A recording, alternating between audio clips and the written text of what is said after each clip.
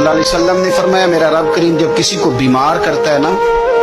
تو پھر اللہ فرشتوں کو بھیجتا ہے، فرماتا ہے جب پتہ کر کے آؤ کسی سے میری شکایت تو نہیں کر رہا۔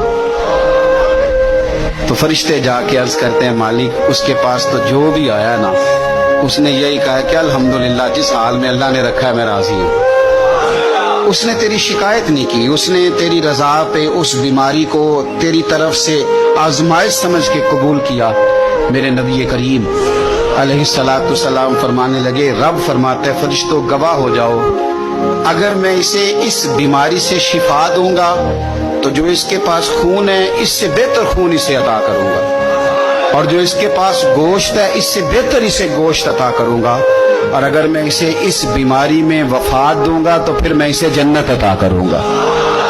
اگر شفا دوں گا تو بہترین شفا دوں گا، اور اگر وفات دوں گا تو پھر جنت دوں گا۔ جب آپ حوصلے کے